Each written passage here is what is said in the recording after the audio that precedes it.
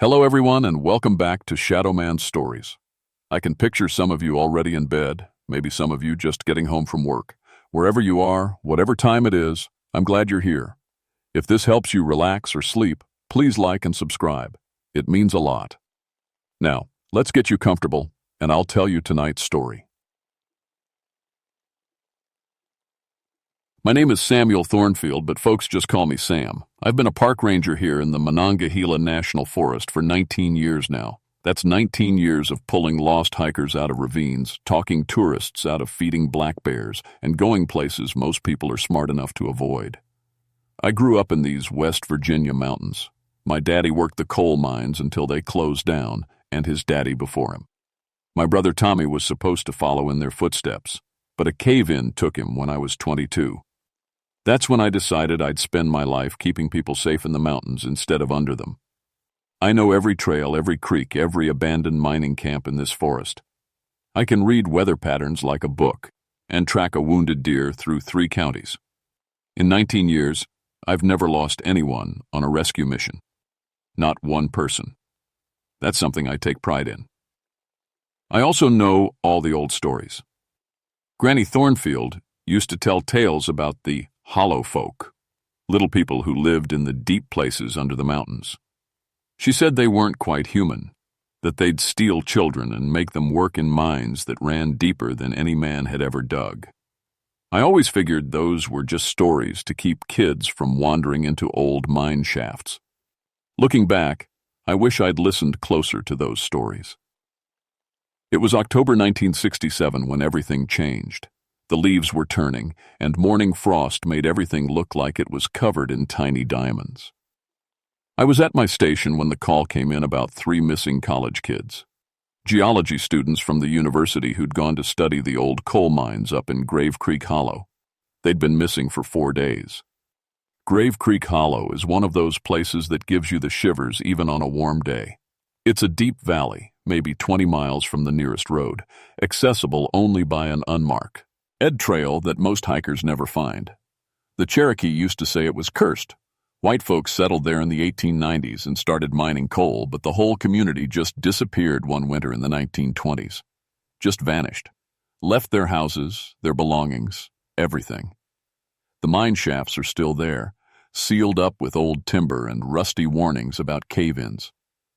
The company never bothered cleaning up when they left. Too remote, too expensive. So it just sits there like a graveyard, waiting. I loaded my pack with rope, gas detectors, first aid supplies, and enough food for 3 days. My partner Jake Morrison was supposed to come with me, but his wife was having their first baby. I told him I'd handle it alone. After all, I knew those mines better than anyone. The trail to Grave Creek Hollow winds through thick forest that gets darker the deeper you go. The trees grow closer together, their branches tangled overhead like fingers. About halfway there, I noticed something strange. No birdsong, no insect buzzing. Even my boots on the trail seemed muffled. I'd been in quiet forests before, but this was different. This was the kind of silence that makes your ears ring. The kind that makes you want to whistle just to prove you still can make noise. When I finally reached the hollow, the sun was setting behind the ridge. Long shadows stretched across the valley floor like dark fingers pointing toward the old mining camp. The students had set up their camp near the main shaft entrance. 3 small tents arranged in a neat triangle, a cold fire pit with fresh ashes. But no students. I called their names. My voice echoed off the hollow walls and died. I checked their tents. Sleeping bags were laid out neat. Personal items arranged just so. In one tent, I found textbooks open to pages about coal seam geology. In another, a journal with notes about unusual mineral formations in Shaft 3. The strangest thing was their camp stove. Still warm, a pot of beans half-cooked, like they'd just stepped away for a minute. But their car was back at the trailhead, and they'd been missing for 4 days. I set up my own tent as darkness fell. The silence was so thick I could feel it pressing against my eardrums. I tried my radio, but all I got was static. That wasn't unusual. The hollow was surrounded by steep ridges that blocked signals. As I ate my dinner, I kept looking toward the mine entrances.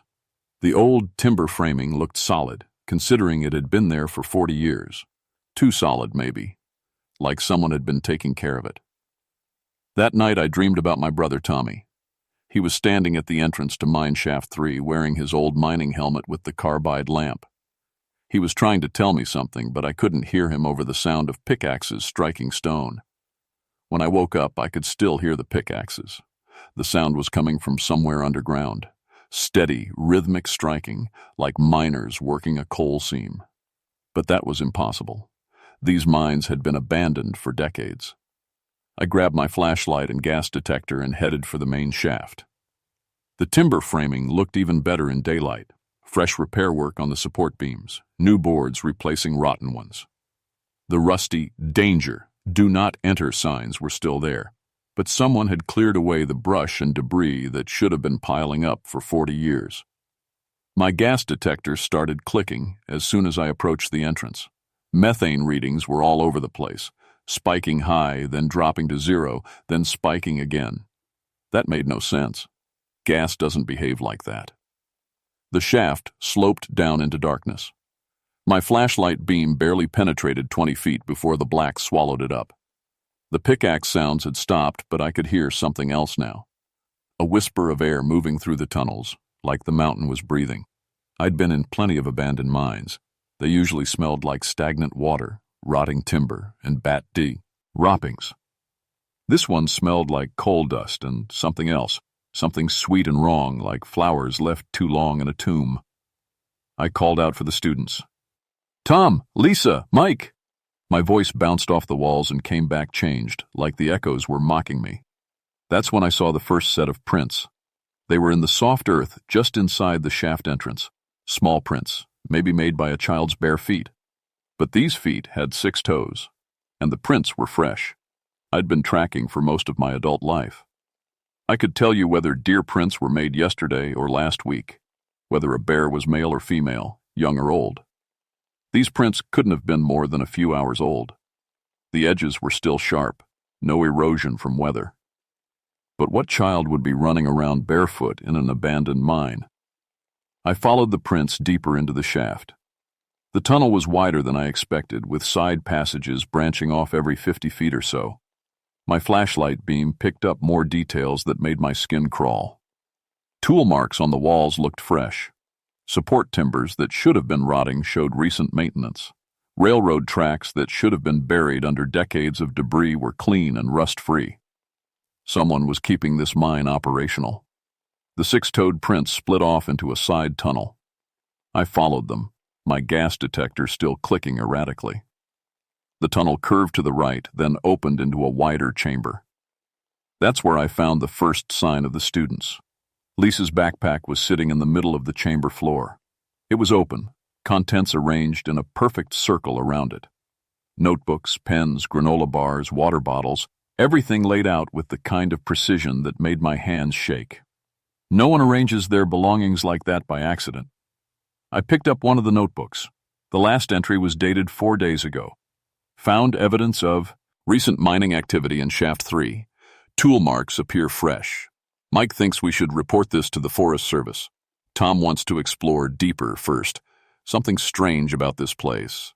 Can't shake the feeling we're being watched. That's when I heard the singing. It came from deeper in the mine, echoing through the tunnels like a lullaby. High, sweet voices singing in harmony. It wasn't English, might have been Cherokee or something older.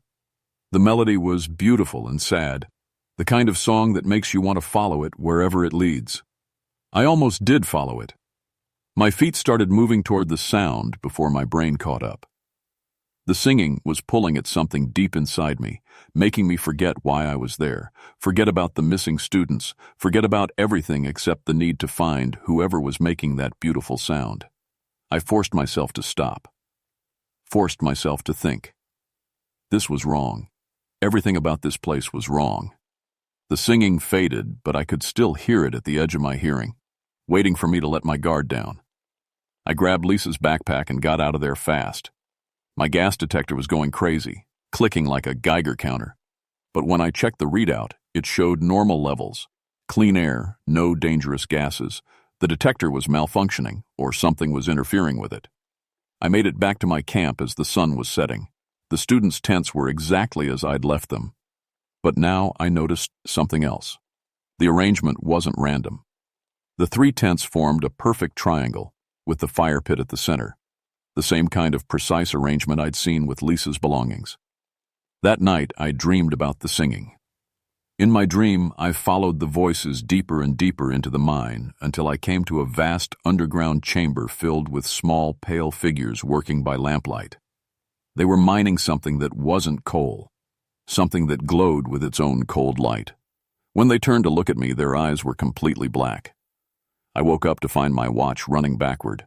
My watch showed 3:17 p.m. But the sun was just coming up. I'd gone to sleep around midnight, which meant I should have lost maybe 6 hours. Instead, I'd somehow gained 15. Time doesn't run backward. That's not how the world works. I tried the radio again, still nothing but static, but now I could hear something underneath the white noise. Voices. Faint, distant voices speaking in that same strange language I'd heard in the mine. I needed to find those students and get out of this place. I entered Shaft 3 this time, following a tunnel I'd mapped out in my head the day before. But the tunnel wasn't where it should have been. The passage that had curved to the right yesterday now curved to the left. The chamber where I'd found Lisa's backpack was gone, replaced by a narrow crawlway that hadn't been there before. Mines don't rearrange themselves. But I had the strangest feeling that this one was alive, shifting and changing when no one was looking. I found Tom's hiking boots in a side passage, both boots sitting side by side, laces neatly tied, like he'd just stepped out of them. The 6-toed footprints were all around them, dozens of them, like a crowd of small creatures had gathered to examine the boots. Further down the same passage, I found Mike's geology hammer. It was embedded in the wall, driven deep into the coal seam. No human hand could have driven it that deep. The metal handle was bent and twisted like something had grabbed it and wrenched it out of his grip. That's when I started hearing the machinery. It sounded like the mine was fully operational. Conveyor belts running, generators humming, the distant rumble of heavy equipment. But I was alone down here. At least I thought I was alone. I followed the sound deeper into the mine, my flashlight beam dancing off walls that seemed to stretch higher than they should. The tunnel opened into a vast chamber that hadn't been on an map I'd ever seen. It was huge, maybe 100 feet across, with railroad tracks running down the center toward a deeper darkness. And it was full of mining equipment. Not old equipment, modern machines that gleamed under work lights strung along the ceiling. A continuous mining machine sat ready to cut coal. Conveyor belts waited to carry loads to the surface. Everything looked brand new, like it had just been delivered from the factory. But this mine had been abandoned for 40 years. That's when I saw them. Small figures moved between the machines, checking gauges, adjusting controls, maintaining equipment with the practiced efficiency of experienced miners. They were maybe 3 feet tall, pale as underground mushrooms, with arms and legs too long for their bodies. And they all had 6 fingers on each hand. I tried to stay hidden, but my flashlight beam swept across one of them. It turned to look at me with eyes that were completely black. No iris, no pupil, just solid darkness that seemed to swallow light. It opened its mouth and let out a sound that wasn't quite human, a high, keening call that echoed through the chamber. Within seconds, dozens of the creatures had turned in my direction. They moved wrong, too fast and fluid, like they weren't quite solid. I ran. Behind me, I could hear them following. Not footsteps, but a rustling sound like wind through dry leaves. My flashlight beam bounced crazily as I fled through tunnels that seemed to stretch and twist around me. Passages that had been straight became curved.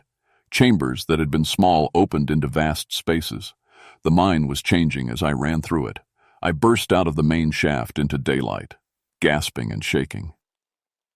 My watch now showed 9:23 a.m., though it felt like I'd been underground for hours.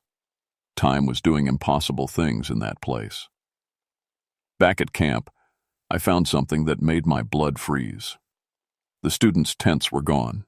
In their place sat 3 small piles of belongings, clothes, books, personal items, arranged in neat circles. At the center of each circle was a mining, Helmet with a carbide lamp, the kind miners had used in the 1920s. But the helmets looked brand new. I grabbed my pack and started hiking out. I needed to get help, bring back a search team with proper equipment. But as I reached the trail that led out of the hollow, I found my way blocked. Cherokee warning stones had been placed across the path, ancient markers carved with symbols I couldn't read but understood instinctively. They meant danger. They meant sacred ground. They meant some places were not meant for outsiders. The stones hadn't been there yesterday. As the sun set, I heard the singing again. This time it was coming from all around me, echoing off the hollow walls. The small pale figures were emerging from mine entrances I hadn't even noticed before.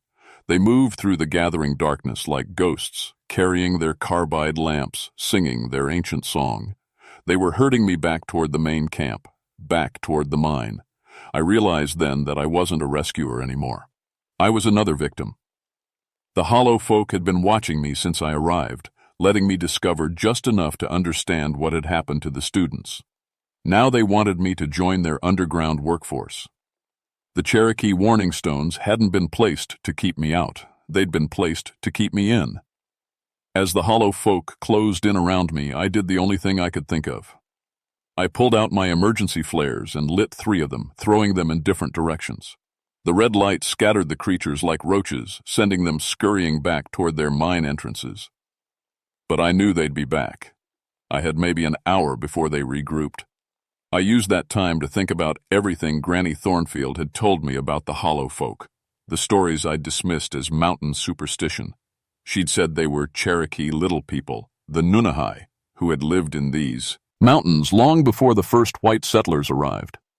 They weren't evil, just different. They had their own laws, their own ways.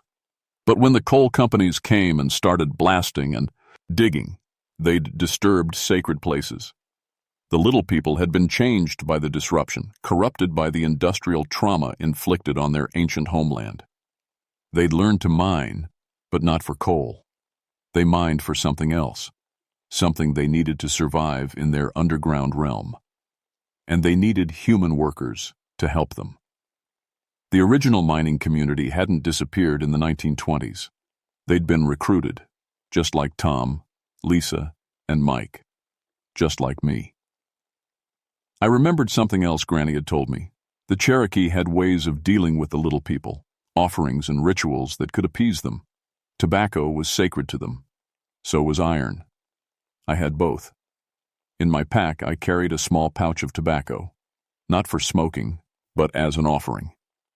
My Cherokee friend Robert Crow Feather had given it to me years ago, along with a blessing for safe travels in the mountains. I'd never used it, but I'd never thrown it away either. My mining pick was steel with an iron core.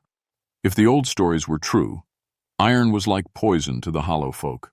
The flares burned out one by one. In the growing darkness, I could see carbide lamps moving through the forest, dozens of them surrounding the camp. The singing started again, that hypnotic melody that made my feet want to follow, my mind want to surrender.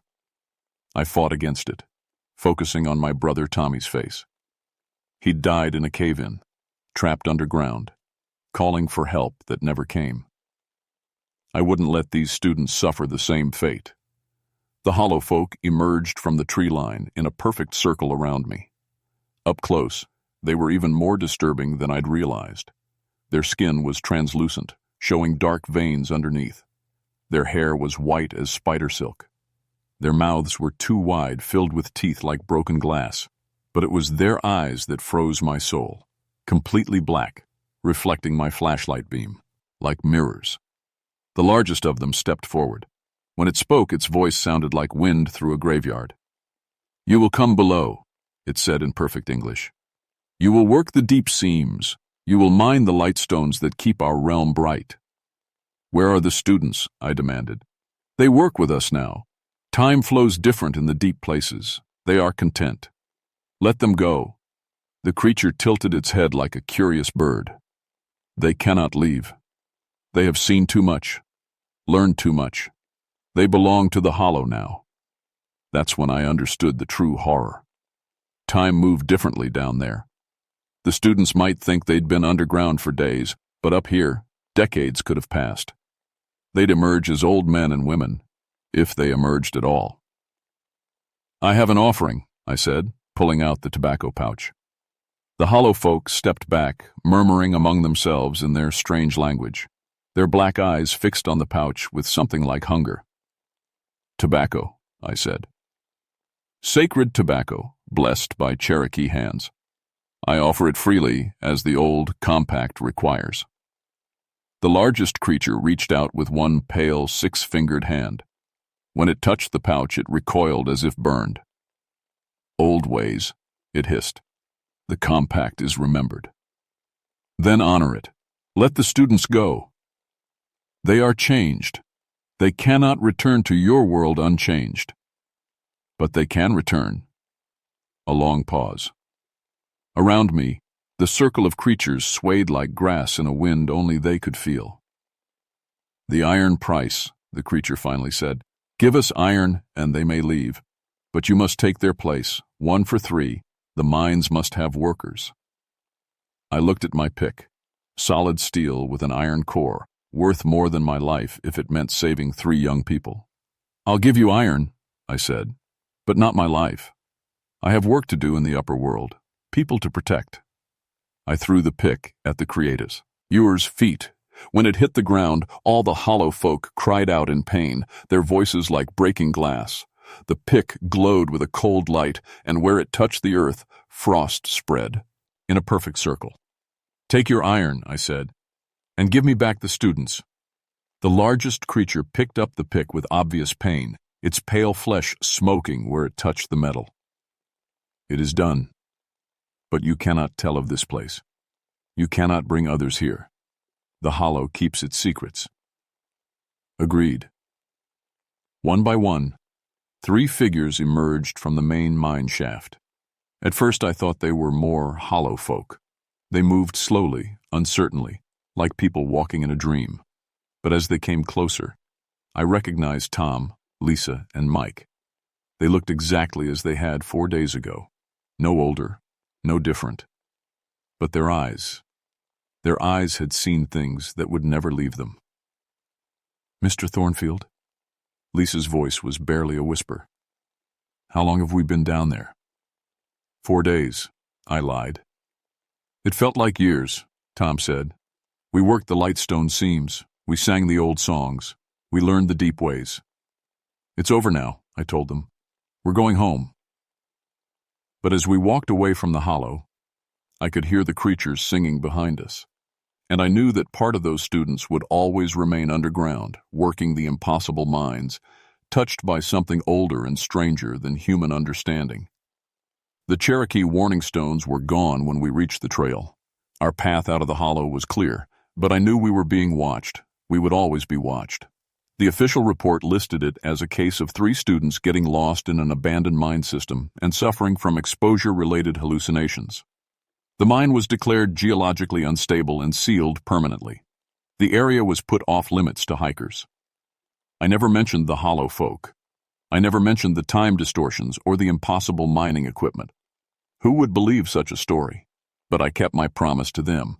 I never brought anyone else to Grave Creek Hollow. The students recovered mostly. Tom changed his major from geology to art.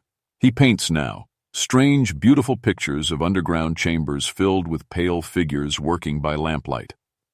Lisa became an anthropologist specializing in Cherokee culture.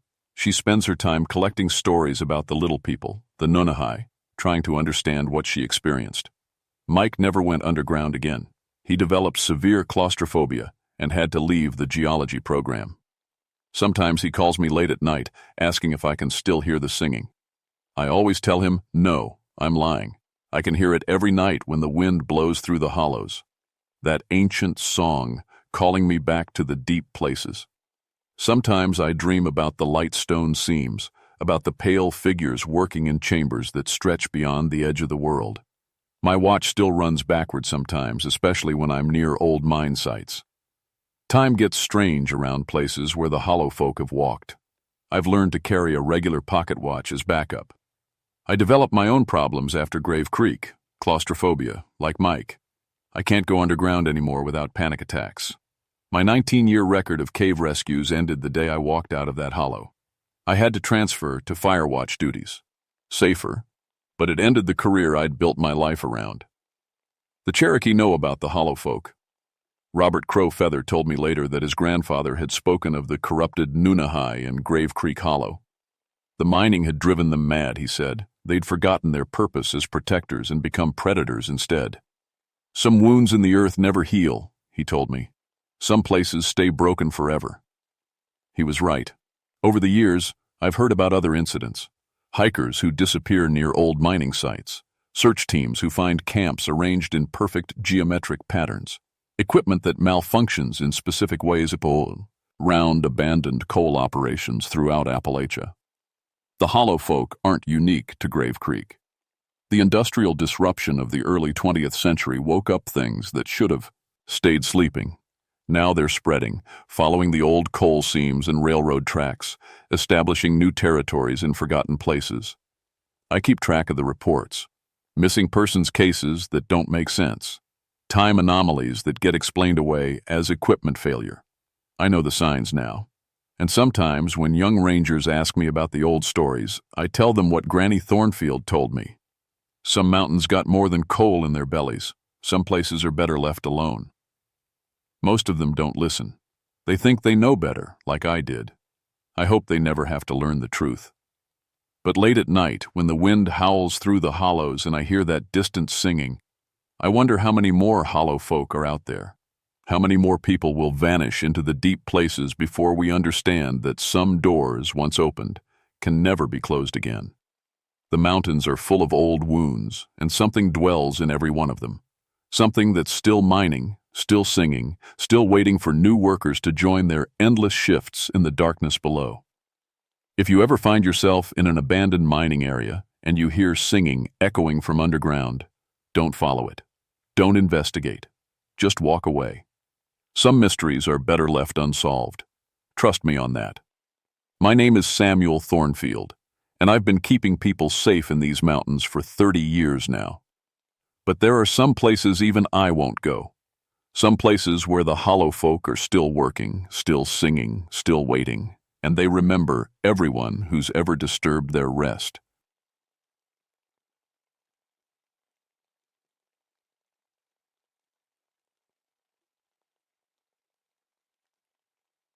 My name is Billy Crockett, and I've been a park ranger in the Great Smoky Mountains for 22 years. I've seen black bears, rattlesnakes, and tourists doing stupid things. I've pulled lost hikers out of caves and talked down people who thought they could pet the wildlife. But I never believed in ghosts. Not until September 1989, when I learned that some stories are true and some debts never get paid. I'm 51 now, old enough to know better than to go looking for trouble. My great-great-grandfather was Davy Crockett, though he spelled it different.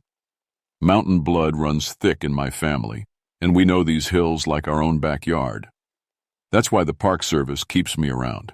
I know every trail, every cave, every old homestead that's been swallowed up by the forest. The Great Smoky Mountains National Park covers over 500,000 acres, but my beat is the backcountry behind Cades Cove. It's quiet country, where the mist hangs low in the valleys, and the old-timers' stories still echo in the hollers. Most folks stick to the main roads and visitor centers. They don't know about the hidden valleys where mountain families lived for generations before the government made it all a park. I was sitting in my ranger station that Tuesday morning when the call came in. 2 hikers had been camping near Forge Creek and reported something strange. They smelled wood smoke and corn mash, the sharp, sweet smell of a moonshine still in operation. Problem was, they were deep in the wilderness, miles from any legal distillery. Could be illegal moonshiners, my supervisor said over the radio. Better check it out. I'd busted my share of modern moonshiners over the years. They usually set up in remote spots, thinking the Park Service wouldn't find them. They were always wrong. I knew every inch of these mountains, and illegal stills stick out like a sore thumb once you know what to look for. The hike took me 3 hours, following old deer trails and creek beds that didn't show up on any tourist map. The deeper I went into the mountains, the quieter it got. Even the birds seemed to hush as I climbed higher into the mist. The smell hit me before I saw anything. That unmistakable odor of fermenting corn mash mixed with wood smoke, sweet and sharp at the same time, like liquid lightning getting ready to be born. I'd smelled it before at legal distilleries, but this was different. Stronger, older, somehow. I crested a ridge and looked down into a narrow valley I'd never seen before. Hidden between two steep hills, it was maybe 100 yards long and half as wide. The creek ran right through the middle, perfect for cooling coils and washing equipment. At the far end, where the valley narrowed to almost nothing, I saw the still. But it wasn't what I expected. The equipment looked old. Not just used, but genuinely antique. Copper coils green with age, wooden barrels that looked like they'd been there for decades. Steam rose from the setup, and I could hear the steady drip, drip, drip of fresh moonshine falling into glass jars. The weird part was, I didn't see anybody around. I made my way down into the valley, stepping careful on the loose rocks. My radio crackled with static. Sometimes that happens in the deep valleys where the mountains block the signals. I tried calling in my position, but got nothing but white noise. The still was definitely running. The firebox under the main kettle was burning hot, feeding steady heat to keep the mash cooking. Fresh-cut wood was stacked nearby, and mason jars sat in neat rows, filled with clear liquid that caught the afternoon light like crystal. I picked up one of the jars and unscrewed the lid. The smell nearly knocked me over. Pure grain alcohol, probably 150 proof or higher. This wasn't some amateur operation. Whoever built this knew what they were doing. But where were they? I called out, "Park Service, anyone here?" My voice echoed off the valley walls and came back empty. That's when I noticed the footprints. They were everywhere in the soft mud around the creek. Boot prints, maybe size 10 or 11. But something was wrong with them. They looked old, like they'd been pressed into the mud years ago and never filled in. The edges were too sharp, too permanent. Fresh prints would have been blurred by rain and weather. I knelt down and studied them closer. The boot treads were wrong, too. They had a pattern I'd never seen before, with deep grooves and a star-shaped design in the heel. These weren't modern hiking boots or work boots. They looked like something from decades ago. The sun was getting low and the mist was starting to roll in. Mountain valleys get dark fast once the sun drops behind the ridges. I needed to get moving if I was going to make it back to my truck before full dark. I started to leave, then stopped. Something made me turn around and look back at the still one more time. That's when I saw him. Just for a second, at the edge of my vision, I caught sight of a man in overalls and a felt hat standing near the firebox. When I turned to look directly, he was gone. But the hair on the back of my neck was standing straight up, and my mouth had gone dry as dust. 22 years in these mountains, and I'd never felt anything like that before. I practically ran out of that valley. I couldn't sleep that night. Every time I closed my eyes, I saw that figure by the still. Just a glimpse, but clear enough to know it was a man in old-fashioned clothes. The kind mountain folks wore back in the 30s and 40s. The next morning I called Emily Watson, the park historian. Emily knew more about the old families and homesteads than anyone alive. If there was a story behind that valley, she'd know it. "Billy," she said when I described the location, "are you sure you found the right place? There's no valley behind Forge Creek on any of our maps."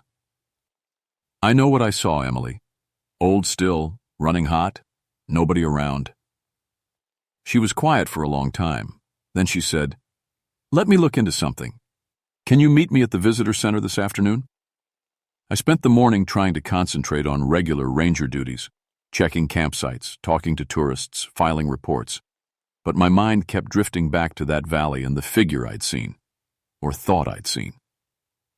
Emily was waiting for me with a stack of old files and photographs spread across a table in the back office. She looked excited and worried at the same time.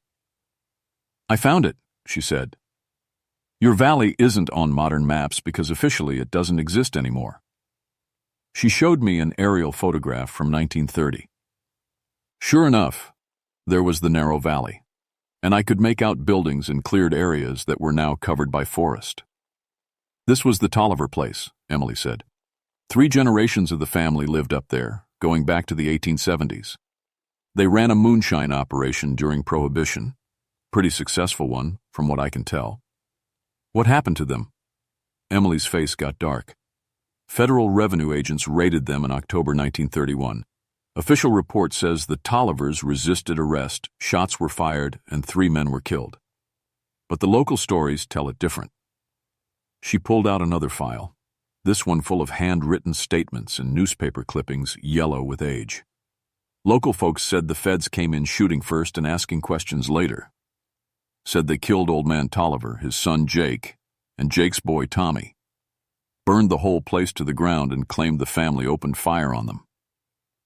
Sounds like the kind of thing that would make people mad. Mad enough that no federal agent ever came back to these mountains alone, Emily said. The local sheriff wrote a letter to Washington saying he couldn't guarantee their safety.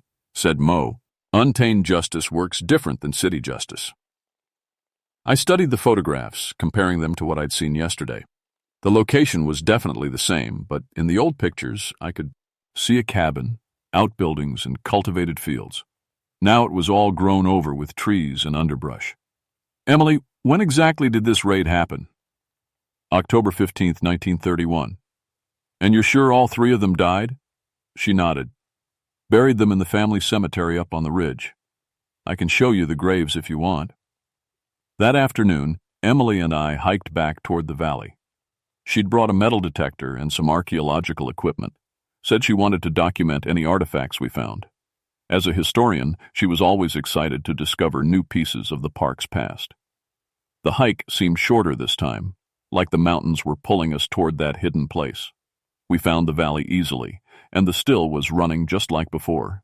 Steam rising, wood fire burning, fresh moonshine dripping into clean mason jars. But this time, we weren't alone. Billy, Emily whispered, grabbing my arm. Look.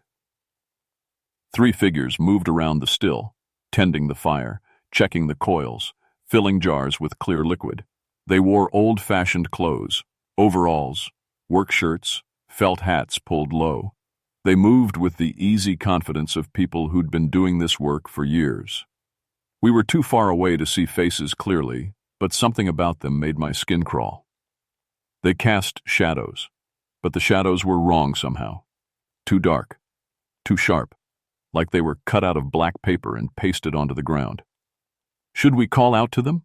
Emily asked. Before I could answer, one of the figures looked up. Even from 100 yards away, I could see his face clearly. It was pale as moonlight, with deep-set eyes that seemed to burn with their own light. He stared right at us for maybe 10 seconds, then tapped the other 2 on the shoulder. All 3 turned to look at us. That's when I noticed they weren't breathing. No puff of vapor in the cool mountain air. No rise and fall of chests. They stood, and perfectly still, watching us with those burning eyes. Emily, I said, very quietly, we need to leave. Right now. But she was already backing away, her face white as paper. The metal detector in her hand was going crazy, beeping and clicking like it had found the mother lode of buried treasure. One of the figures started walking toward us, not running, just walking with steady, purposeful steps. He moved wrong, though, too smooth, like he was floating just above the ground instead of walking on it. We ran. I don't mind admitting it. 2 grown adults with college degrees and years of experience in the mountains, and we ran like scared children. We crashed through the underbrush, jumped over fallen logs, and didn't stop until we reached my ranger truck 3 miles away. What were those things? Emily gasped, trying to catch her breath. I didn't have an answer. In 22 years of park service, I'd seen plenty of strange things, but nothing like this. Those figures had looked human, but they moved wrong, stood wrong, watched us wrong, and they were operating a moonshine still that should have been destroyed 60 years ago. Emily, I said, I need to see those graves you mentioned. The Tolliver family cemetery was on a ridge overlooking their old valley. 3 headstones, weathered but readable. Jeremiah Tolliver, 1854 to 1931. Jake Tolliver, 1879 to 1931. Thomas Tolliver, 1910 to 1931. All died on the same date, October 15th, 1931. All died at the hands of federal revenue agents, and all three had been buried on the same day I'd first seen the still running again. The dates on the graves were 58 years old, but the earth around them looked disturbed, like something had been digging from underneath, trying to get out. I should have reported what Emily and I saw, should have called in backup, brought in investigators, done everything by the book. But who was going to believe that 3 dead moonshiners were still running their operation? I'd sound like I'd been sampling too much of the local corn liquor. Instead, I decided to go back alone the next night. I told myself I needed more evidence, something concrete to put in a report. But honestly, I think I needed to know if what we'd seen was real. I waited until after midnight, when the mountains get so quiet you can hear your own heartbeat. I took my service flashlight, my radio, and my grandfather's old hunting rifle. If these were real people playing some kind of elaborate prank, the rifle would convince them to stop. If they were something else, well, I didn't want to think too hard about that. The hike in was different at night. The familiar trails seemed longer, and shadows moved in ways they shouldn't. Every owl hoot made me jump, and twice I stopped to listen for footsteps following me. But when I turned around, there was nothing but darkness and the sound of wind in the trees. The valley was lit up like Christmas when I reached the ridge. Not with electric lights, with oil lamps and lanterns hanging from tree branches. The still was running at full capacity, with all 3 figures working around it like they had a big order to fill. I crept down closer, using trees and rocks for cover. The night air was thick with the smell of wood smoke and corn mash, and I could hear them talking among themselves in low voices. "More federal men coming," one said. "Finish this batch first," said another. "They won't take our land again," said the third. Their voices were wrong, like they were coming from far away, even though they were only 30 feet from me. Hollow and echoing, like voices from the bottom of a well. I tried to get closer but stepped on a dead branch. The crack echoed through the valley like a gunshot. All 3 figures froze. Then, moving as one, they turned to look directly at where I was hiding. "Federal man," one of them said, and his voice carried clearly across the distance. "Come to finish what your kind started."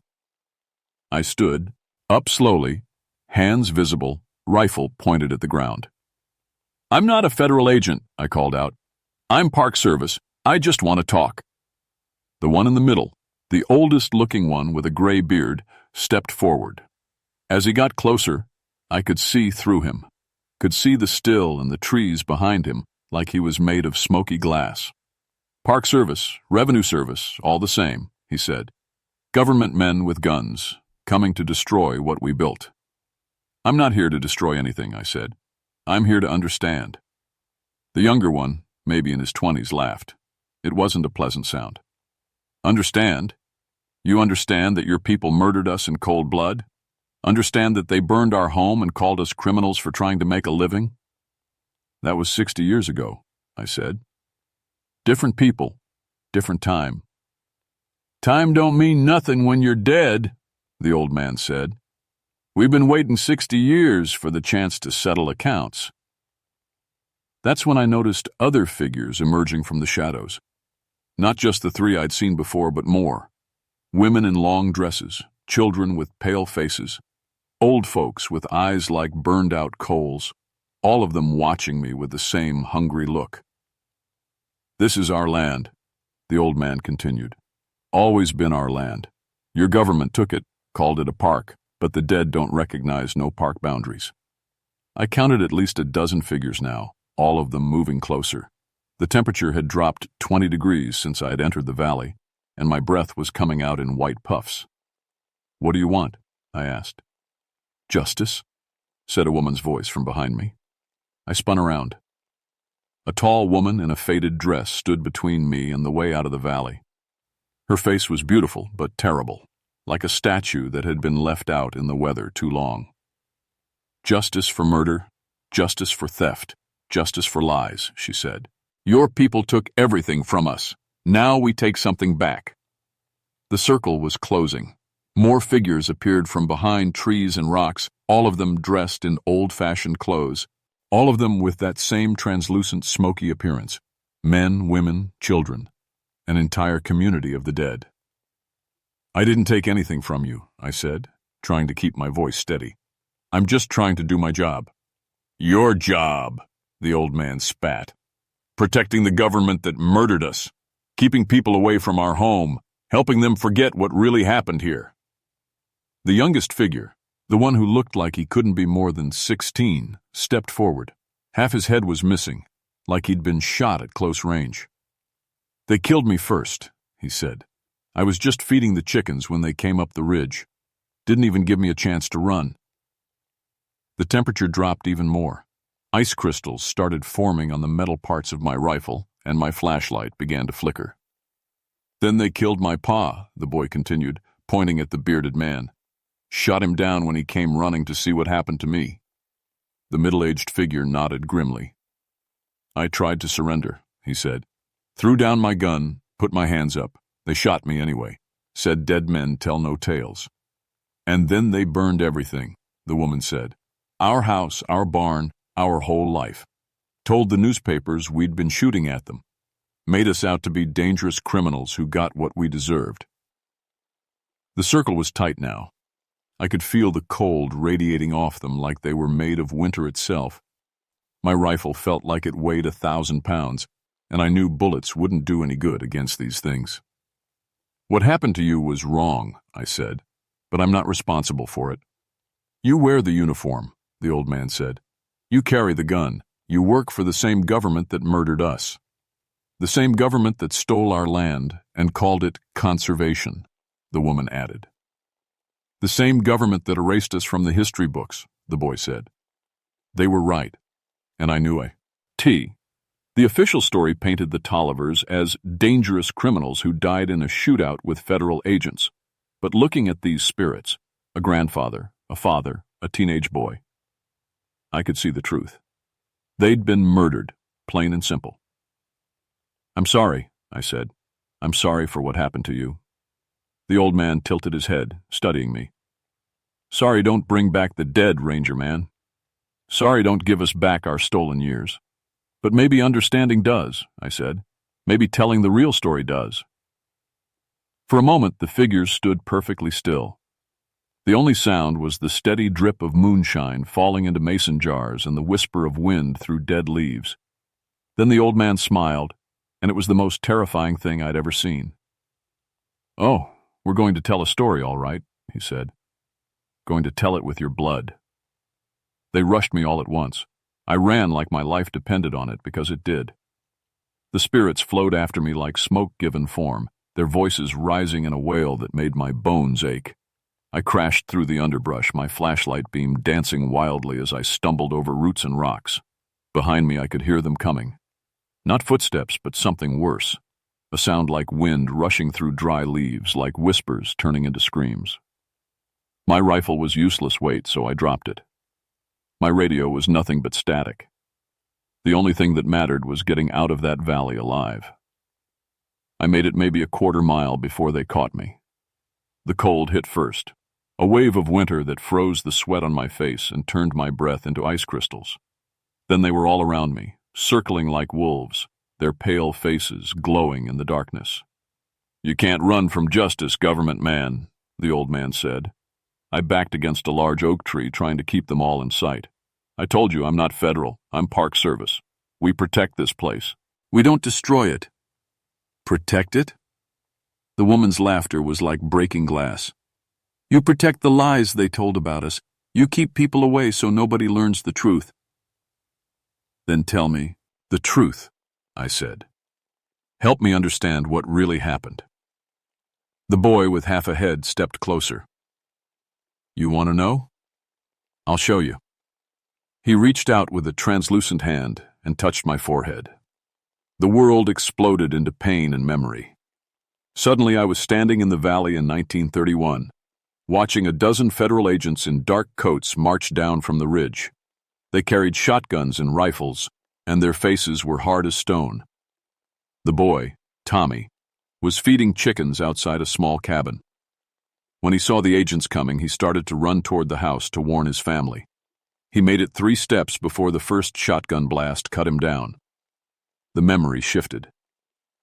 I was inside the cabin now, watching Jake Tolliver grab his hunting rifle as his son's body crumpled in the yard. He didn't shoot. He was trying to get to Tommy, to help his boy. The second blast took him in the back as he ran through the door. Old Jeremiah came out with his hands raised, shouting that they surrendered, that they gave up. The lead agent, a thin man with cold eyes, looked at him for maybe 2 seconds, then nodded to his men. They shot the old man 6 times. The memory shifted again. The agents were pouring kerosene on the cabin, the barn, the still. The thin man was dictating to someone with a notepad. "Subject resisted arrest with deadly force," he said. "Agent safety required immediate response.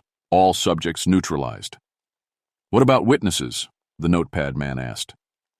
"No witnesses," the thin man said. "Mountain folks keep to themselves." Then they burned everything. The vision ended, and I was back in the present, gasping and shaking. The spirits stood around me in their circle, watching with those hollow eyes. "Now you know," the old man said. "Now you've seen what your government did to us." "That wasn't my government," I said. "That was 60 years ago." "Same badge," the woman said. "I'm uniform. Same lies." "No," I said, finding my voice. "I don't work for the Treasury Department or the ATF.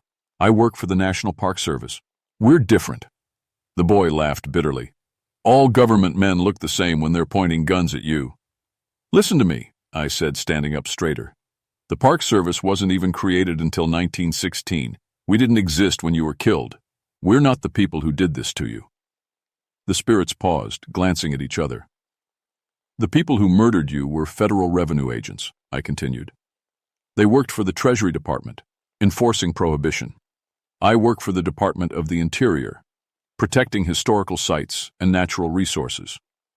"Protecting," the old man said slowly. "What does that mean?"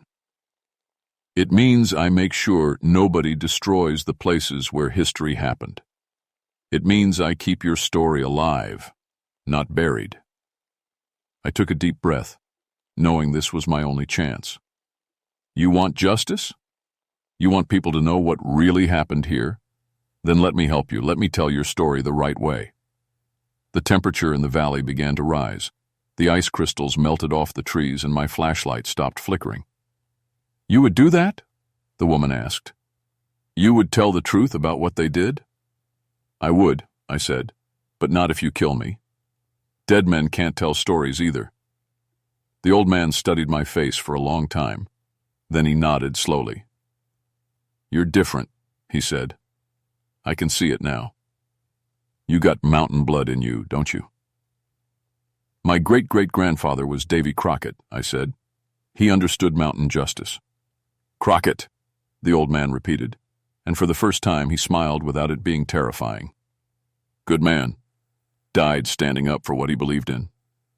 The circle of spirits began to fade, becoming more translucent as the first light of dawn touched the ridges.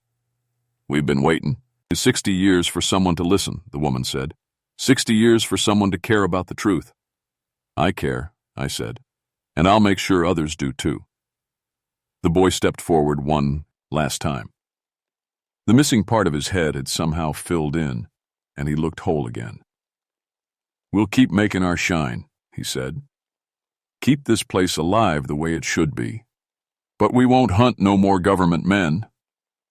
"Not unless they're the wrong kind," the old man added with a wink. As the sun rose over the mountains, the spirits faded away like morning mist. But the still kept running, and the sweet smell of corn liquor filled the air. I had a story to tell. It took me 3 months to get the paperwork approved, but I finally got that hidden valley designated as a historical preservation site. The official record now states that the Tolliver family was killed under disputed circumstances during a federal enforcement action in 1931. It's not the whole truth, but it's closer than the lies that came before. Emily helped me research the families and the raid.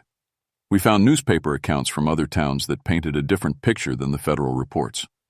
Local witnesses who were afraid to speak up at the time, but whose children remembered the stories. The thin man who led the raid was named Charles Morrison.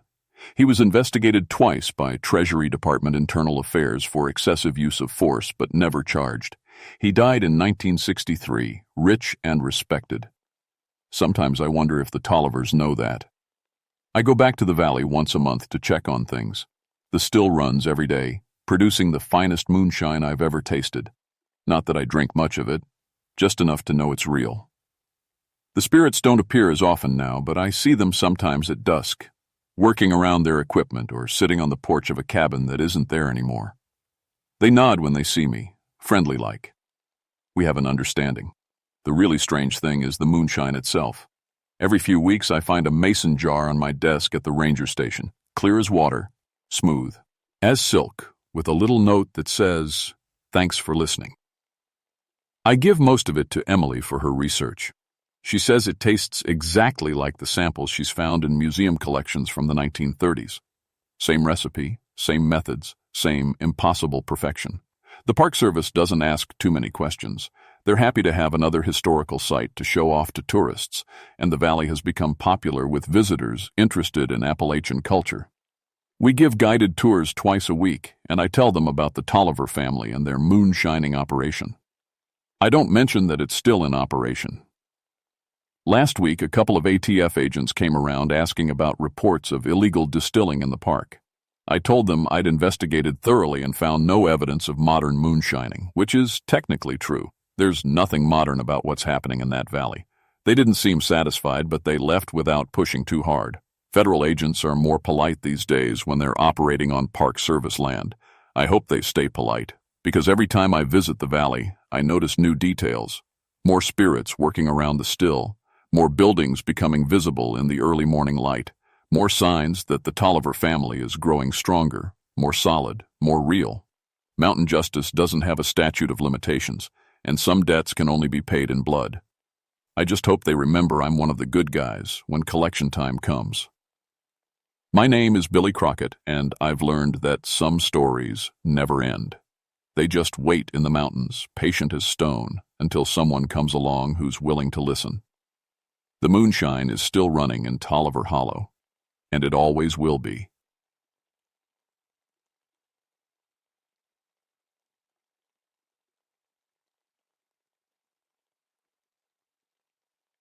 My name is Catherine Mountcastle, but everyone calls me Kate.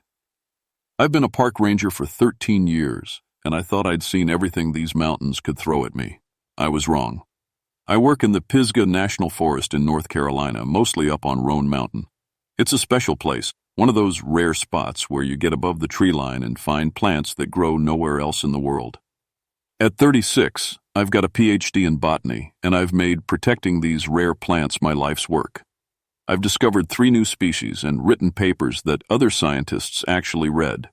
The mountain is beautiful, but harsh. When the weather turns bad up there, you can be stuck for days. The locals have stories about Roan Mountain, old stories about a witch who lived up in the high meadows. They say she knew every plant that grew and would curse anyone who took what wasn't theirs. I always figured these were just old tales about women who knew herbs and healing. People used to call any woman with plant knowledge a witch. That was before May of 1996, before I found Tommy Chen and Marcus Webb. I was doing my usual rounds, checking on the rare plants that bloom in late spring. The weather had been strange. Warm one day, cold the next. The kind of weather that makes the old-timers shake their heads and mutter about bad signs. I found them near the Gray's lily patch, one of our most protected areas.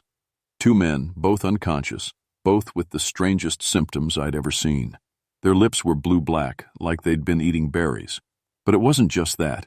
Their skin had a greenish tint, and when the paramedics checked their pulse, it was so slow they could barely find it. "Looks like plant poisoning," said Doc Harrison when they got the men to the hospital. But I've never seen anything like it. Neither had I. And I knew every toxic plant on that mountain. I'd been studying them for over a decade. The symptoms didn't match anything. Not pokeweed, not bittersweet, not even the deadly nightshade that sometimes grows in the lower elevations. But that wasn't the strangest part. The strangest part was what I found at the scene. Their backpacks were full of rare plants, Gray's lilies, mountain avens, spruce fir moss, plants that took decades to mature, ripped up by the roots. These weren't tourists who picked a pretty flower. These were serious poachers with the right tools and the knowledge to find our most valuable species.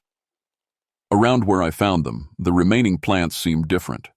They were growing in tight circles, like they were protecting each other. The Gray's lilies, which usually grow scattered across the meadow, had somehow formed perfect rings around the bare patches where plants had been stolen. I'd never seen anything like it. Plants don't move. They don't form protective patterns overnight. But there it was, right in front of me. I took pictures, wrote my report, and tried to forget about it. The official word was that the poachers had brought some kind of foreign plant with them, maybe something toxic they didn't recognize. The FBI would handle the plant trafficking case. But I couldn't stop thinking about those perfect circles, and I couldn't stop thinking about what old Mrs. Sullivan had told me when I first started working on the mountain. "The mountain remembers, honey," she'd said, "every seed, every root, every flower. And she don't take kindly to thieves." I thought it was just mountain talk, colorful, local stories. I was about to learn how wrong I could be. 3 days after finding the poachers, I went back up to check on the Gray's lily patch. I wanted to document the plant arrangement with better photos and take soil samples. Maybe there was some scientific explanation for what I'd seen. The hike up was different, how. I'd walked this trail hundreds of times, but it felt wrong. The birds were too quiet. Even the insects seemed to be holding their breath. The air smelled heavy with flowers, stronger than it should have been, like someone had crushed 1,000 blooms and left them to rot. When I reached the meadow, I stopped dead. The plants had moved again. Not just a little, they'd completely rearranged themselves. The Gray's lilies now formed a perfect spiral pattern, with the largest, oldest plant right in the center. Around them, other rare species had grown into geometric shapes that hurt to look at. It was beautiful and wrong at the same time. I pulled out my camera and started taking pictures. That's when I noticed my GPS was acting up. The coordinates kept changing, even though I was standing still. The numbers flickered and jumped like something was interfering with the signal. I was focused on getting good photos when I heard it. A sound like rustling leaves, but there was no wind. I looked up to see the plants around me swaying gently, as if an invisible hand was brushing across them. That's when I saw her. An old woman was kneeling about 50 feet away, tending to a patch of mountain avens. She wore a faded green dress and had long gray hair that hung loose around her shoulders. She moved with the kind of careful precision that comes from a lifetime of working with plants. "Excuse me," I called out. "Ma'am, this is a protected area." She didn't look up, just kept working, her hands moving among the plants with impossible gentleness. I walked closer, my boots crunching on the rocky ground. "Ma'am, you can't gather plants here. These species are endangered." When I was about 20 feet away, she finally looked at me. Her eyes were the color of deep forest shade, and when she smiled, I felt something cold crawl down my spine. "I've been tending these plants since before your great-grandmother was born, child," she said. Her voice was soft but carried in the thin mountain air like it was meant to reach me. "I know every root, every stem, every petal. That's not possible," I said. "Look, I need to see your permit. You can't just—" But when I blinked, she was gone. Not walked away, gone. Like she'd never been there at all. I searched the area for 10 minutes but found nothing. No footprints, no bent plants where she'd been kneeling, no sign that anyone had been there except me. My hands were shaking when I called it in on my radio. "Base, this is Ranger Mountcastle. I need to report an unauthorized person in the Gray's Lily Protection Zone." "Copy that, Kate. Did you get a description?" I stared at the empty meadow. Elderly woman, green dress, gathering plants, but she's gone now. "Want us to send backup for a search?" I almost said yes. Then I looked at my GPS again, still jumping between coordinates like it couldn't figure out where I was. I thought about the plant circles, the impossible arrangements, the woman who vanished into thin air. "No," I said finally. "False alarm. Just a trick of the light. But I knew it wasn't a trick of anything. And as I hiked back down the mountain, I could swear I heard laughter carried on the wind, light and musical, like wind chimes made of flower petals. That night, I called my friend Dr. James Reed at the State Toxicology Lab. "Jim, those two poachers from earlier this week, did you figure out what poisoned them?" "That's the strangest thing, Kate. We ran every test we have. Their blood showed alkaloids we've never seen before, compounds that shouldn't exist. It's like they were poisoned by a plant that doesn't grow anywhere on Earth." "What do you mean?" "I mean the chemical structure is impossible. We're talking about alkaloids that would require genetic sequences that evolution never produced. It's like someone engineered a poison specifically to put those men in a coma." I hung up the phone and stared out my cabin window at the dark shape of Roan Mountain against the stars. Somewhere up there, in those high meadows, something was protecting the plants with knowledge and power I didn't understand. And somehow, I knew I'd be going back up that mountain, soon, whether I wanted to or not. Over the next 2 weeks, 3 more poaching attempts were reported on Roan Mountain. None of them made it off the mountain with their stolen plants. The first was Sarah Mills, a woman who specialized in selling rare orchids to private collectors. Hikers found her walking in circles near the Pink Lady's slipper grove, completely lost and babbling about flowers that sang to her. She had no memory of the past 4 hours and no plants in her pack, even though she'd posted photos on social media of the orchids she planned to harvest. The second was a team of 3 men with sophisticated equipment, GPS units, climate-controlled storage, even a portable greenhouse. They were found at their campsite the next morning, all their gear arranged in perfect spirals around their tent. The men remembered nothing after setting up camp. All their storage containers were full of common weeds. The third was Dr. Marcus Webb, one of the original poachers who'd been hospitalized. He came back with a partner, determined to get revenge on whatever had stopped him before. This time, they brought weapons. I found Dr. Webb hanging upside down from a massive oak tree, wrapped head to toe in wild grapevines like a human cocoon. His partner, a man named Rick Santos, was standing perfectly still in the center of a ring of poison ivy, too terrified to move. The poison ivy had grown overnight into a perfect circle around him, stems as thick as rope, leaves glistening with oils that would have put him in the hospital for weeks. "How long have you been standing there?" I asked Rick as I worked to free Dr. Webb from the vines. "Since sunrise," he whispered. "Maybe longer. I can't remember. The plants, they just grew around me. Every time I tried to move, they got taller." Dr. Webb was conscious but couldn't speak clearly. The vines had wrapped around him so tightly that he had marks on his skin in perfect spiral patterns. When the paramedics finally cut him free, we found something impossible. The vines had grown through his backpack, not around it, through it. Living wood and leaves had somehow passed through solid nylon like it wasn't there. Inside the pack, all his plant collection tools were twisted into shapes that hurt to look at. "This is impossible," said Jim Reed when he came up to examine the scene. "Plants don't grow this fast. They don't coordinate with each other, and they sure as hell don't grow through solid matter." But they had. And as we worked to document everything, I noticed something else that made my blood run cold. My GPS was working perfectly. The plant arrangements were neat and orderly, just like they were supposed to be.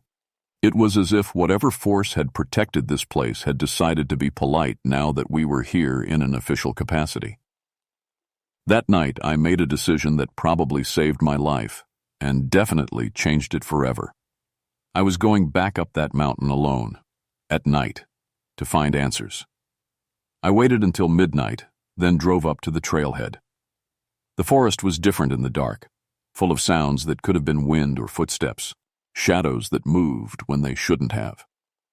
I carried a powerful flashlight, my radio, and a digital camera. The hike up took longer than usual. Twice I had to stop and check my compass because familiar trails seemed to fork in directions I'd never seen before.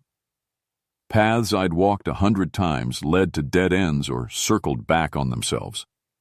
But eventually, I made it to the high meadows. The first thing I noticed was the smell. Flowers in full bloom, impossibly strong and sweet. The second was the light. A soft, green glow was coming from the plant patches, like moonlight filtered through leaves. That's when I saw her again. The old woman was standing in the center of the Gray's lily spiral, but she looked different, younger somehow and taller. Her gray hair had streaks of brown, and her faded dress seemed to be made of living leaves that moved gently in the night air. "You came back," she said, and her voice carried perfectly across the meadow. "I wondered if you would." I forced myself to walk closer, even though every instinct told me to run. "Who are you? What do you want with this place?" She laughed, and it sounded like water running over rocks. "Want? Child, I am this place. I've been here since the first seeds took root in these meadows. I'll be here when the last flower blooms." "That's impossible. You can't be more than 70, 80. She shook her head. "I stopped counting years before your people came to these mountains. Before they brought their axes and their greed and their need to take everything beautiful." The plants around her seemed to respond to her voice, swaying and rustling without any wind. And as I watched, I saw something that made me question everything I knew about biology. The Gray's lilies were growing, not slowly, over months and years, but right in front of me. Stems stretching, leaves unfurling, buds forming and opening into perfect white flowers. In minutes, I watched a growth cycle that should have taken an entire season. "You're protecting them," I whispered. "They're protecting me," she corrected. "We've grown together, child, root and stem, seed and soil. Anyone who tries to steal from this place steals from me, and I defend myself." I thought about the poachers, the impossible poisonings, the men wrapped in vines. "You could have killed them. I could have. Maybe I should have." Her eyes, which had seemed kind before, went cold as winter wind.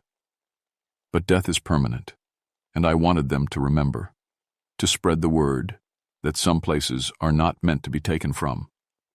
"But you can't just—" "Can't what? Can't protect what I love? Can't defend plants that have no voice of their own?" She stepped closer, and I saw that her feet didn't quite touch the ground. She was floating, just barely, above the flowers. "Tell me, Ranger Mountcastle, how long have you been protecting these species?" 13 years. "And in 13 years, how many have you saved from extinction?" I thought about it, really thought about it. Despite all my work, all my research and reports and protection protocols, we were still losing species every year. "Not enough." "No," she agreed sadly. "Not enough, because your methods are too slow, too gentle. You try to educate, to regulate, to hope that people will choose to do right. But people don't change, child. They take and take until there's nothing left." She gestured to the meadow around us, where dozens of rare plants glowed softly in the darkness. "I changed the game. I made taking from this place dangerous. And now look, every plant that should be here is here, thriving, growing, safe." I stared at the impossible garden around me. It was beautiful beyond description, and it was completely unnatural. "What do you want from me?" I asked. Her smile was sad and ancient. "I want you to understand, Kate. I want you to see what's possible when someone truly commits to protection. And then I want you to choose." "Choose what?" "Whether you'll keep playing by rules that don't work, or whether you'll help me save what can still be saved." That's when the mountains started to change around me. The ground beneath my feet began to shift and flow like water. Grass and flowers grew up around my boots, and I felt thin roots brushing against my ankles. The old woman, the witch, because that's what she was, watched me with those deep forest eyes. "Don't fight it," she said softly. "This is how it begins, how it began for me, 300 years ago." "What are you doing to me?" I tried to step back, but the plants were growing faster now, winding around my legs like gentle chains. "Offering you a choice," she said. "Stay here and become part of the mountain. Help me protect these species forever. You'll never age, never die. You'll have power beyond anything you've imagined. you'll be able to make every plant thief pay for their crimes. The roots were up to my knees now, but they didn't hurt. If anything, they felt warm and comforting, like being embraced by the forest itself. And with that touch came something impossible. I could feel the plants around me. Not just see them, but feel their slow, patient thoughts, their need for sunlight and water, their fear when rough hands tried to rip them from their homes. "I can feel them," I whispered. "Yes," the witch said. "That's the gift. That's what I'm offering you. True connection, true protection." For a moment I was tempted. The sensation was incredible, like being part of something vast and ancient and profoundly peaceful. I understood now how she'd been here for centuries without going mad. The mountain itself was alive, aware, and she was part of that awareness. But I also understood something else. "The poachers," I said. "You didn't just punish them, you were testing me, seeing how I'd react, whether I'd approve of your methods." Her smile was neither confirmation nor denial.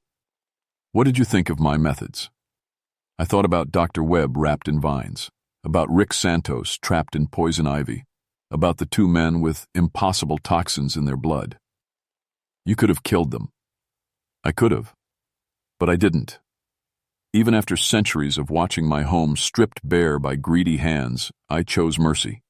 What does that tell you about me? That you still have humanity left. Enough humanity to want a companion, someone who understands what it means to truly love this place."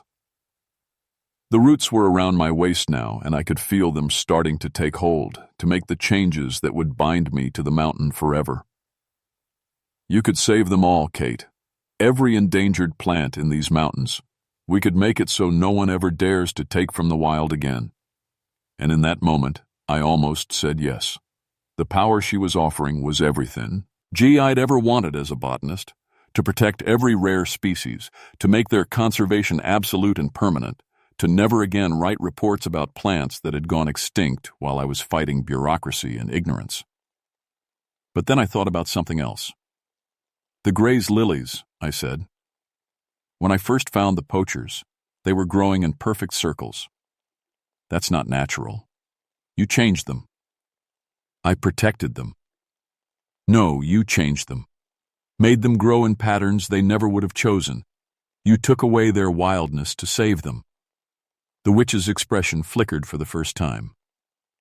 "I preserved them. In cages made of your own design." I looked around at the glowing meadow, at the impossible arrangements of plants, at the garden that was beautiful but no longer truly wild.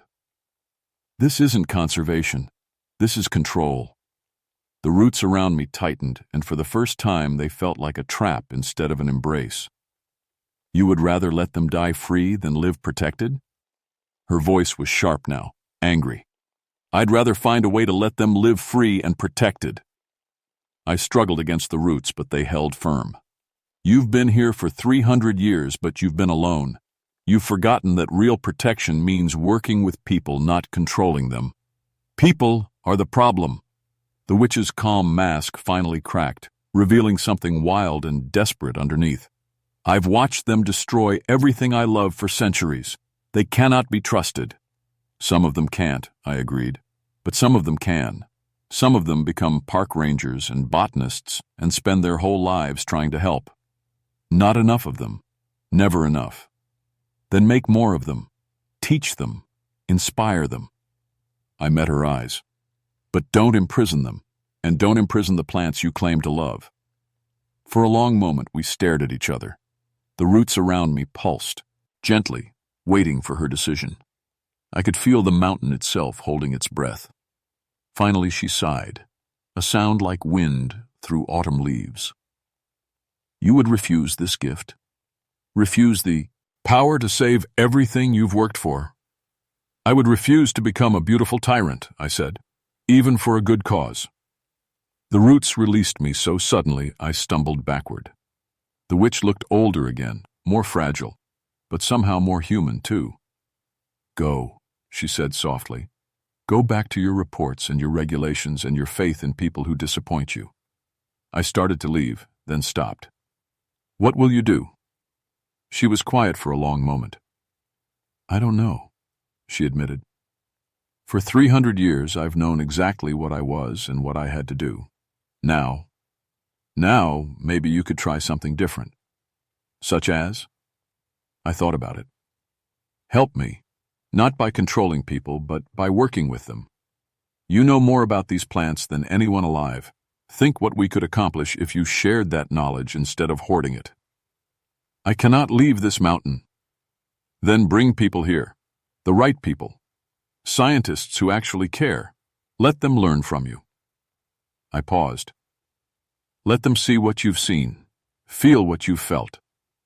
Just for a moment. She tilted her head, considering. You would trust them with this gift? I would trust them with the chance to understand why it matters. For the first time in our entire conversation, the witch smiled, really smiled, with warmth and something that might have been hope. You are either very wise or very foolish, Kate Mountcastle. Maybe both. She laughed. Yes, maybe both. Very well. But if this fails, if they betray the trust you want me to place in them, I will return to my old ways, and next time, I will not be so merciful. I nodded. Fair enough. As I walked back down the mountain, I felt something different in the air. Lighter, like a weight I hadn't known I was carrying had been lifted from the forest itself. The official report was simple. Altitude sickness and possible hallucinations due to oxygen deprivation had caused me to become disoriented during a night patrol. I recommended increased security measures and better coordination with law enforcement on poaching cases, but the real story was more complicated. Over the next few months, poaching incidents on Roan Mountain dropped to almost zero. Word spread through the black market plant trade about cursed areas where collectors disappeared or ended up hospitalized with mysterious symptoms. Most dealers decided to focus on easier targets. More importantly, something had changed in me. I found myself more attuned to the plants I was protecting, not supernaturally, but with a deeper understanding of their needs and vulnerabilities. My research improved. My conservation efforts became more effective.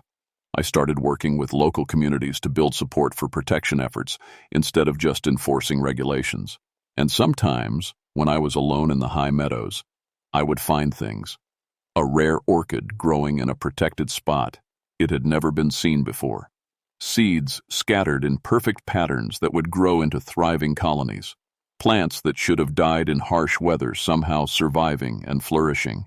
I never saw the witch again, but I felt her presence. And I began to understand what she'd offered me. Not just power, but a different way of seeing the relationship between protection and control, between preservation and freedom. 6 months after our meeting, I started bringing selected researchers to Roan Mountain. People I trusted, who had proven their commitment to conservation over careers spanning decades. I told them they were participating in a special study on plant communication and ecosystem relationships. What they experienced in those high meadows changed them the same way it had changed me.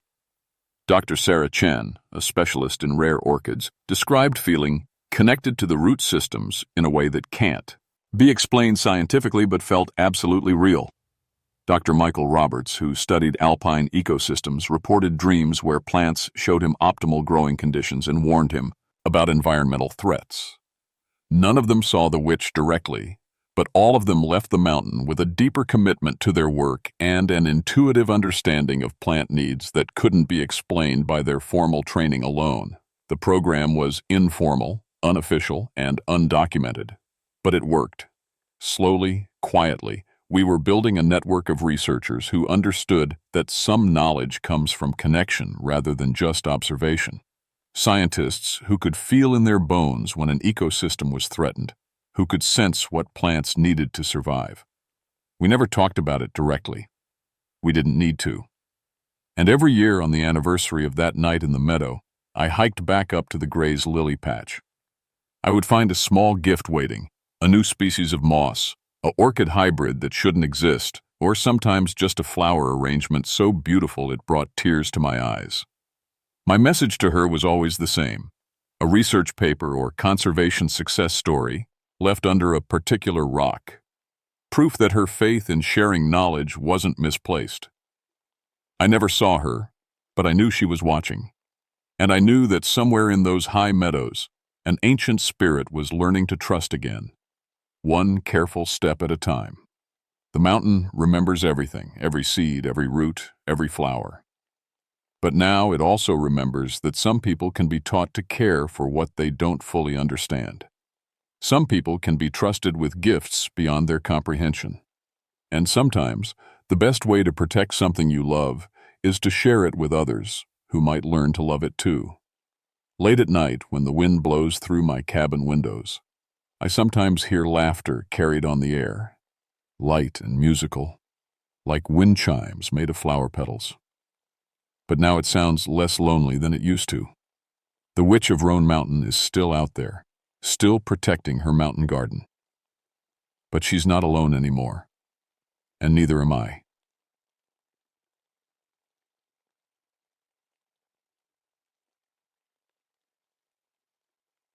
My name is Daniel Ashford, but everyone calls me Danny. I've been a park ranger at Jefferson National Forest in Virginia for 11 years now, and in all that time, I've never lost a child on my watch, not once. I specialize in youth programs and family camping safety. Before I became a ranger, I taught third grade for 5 years. I guess I've always had a way with kids. They trust me, and I take that seriously. Real seriously. Mount Rogers is the highest peak in Virginia, standing at 5,729 feet. Most people don't know that. They come here for the wild ponies and the hiking trails, but they don't know the history. The mountain used to be crawling with copper mines back in the 1800s. Abandoned now, most of them sealed up for safety. It was July 1981 when everything changed. Unseasonably cool that summer, with fog that just wouldn't lift. The kind of weather that makes you pull your jacket tighter even though the calendar says it should be hot. I was leading a group of Boy Scouts from Richmond that weekend. 12 boys, ages 10 to 14, along with their scoutmaster, Jim Morrison. Good man, been doing this for years. The boys were excited about camping near the summit, especially about seeing the wild ponies that roam the heath balds up there. Ranger Danny, one of the younger scouts, asked me as we set up camp Friday evening, "Are there really ghosts in those old mines?" I chuckled and ruffled his hair.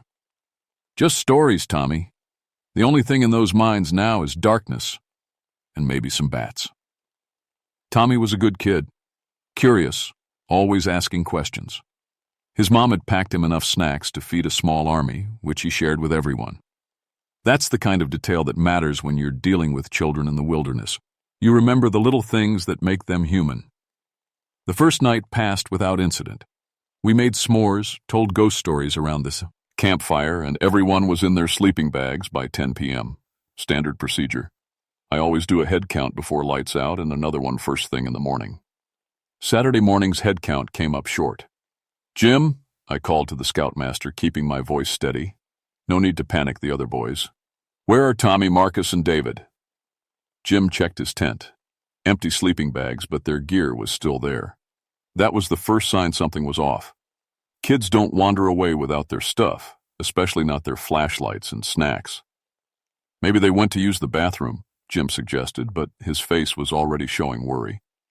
I've handled missing children before. Usually they've just wandered a little too far from camp chasing a butterfly or trying to get a better look at something. Standard protocol is immediate area search. Stay calm, and if they don't turn up in 30 minutes, call for backup. We searched for 2 hours, called their names until our voices were hoarse.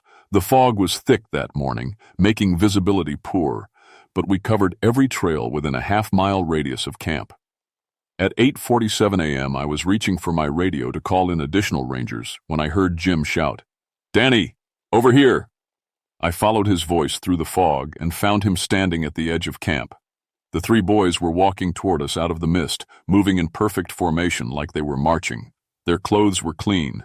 No dirt, no leaves, no signs they'd spent the night outdoors. "Where have you been?" I asked, crouching down to Tommy's eye level. The 3 boys looked at each other, then Tommy answered for all of them. "We went to school." "School?" Jim laughed nervously. "Boys, it's Saturday, and we're camping." Underground school, Marcus added. He was usually the quiet one, but his voice was different now. Older, somehow. We learned about copper, David said. How to find the good ore, how to follow the veins. I felt something cold settle in my stomach. These were city kids from Richmond. What did they know about mining? Boys, I said, carefully, show me exactly where you went.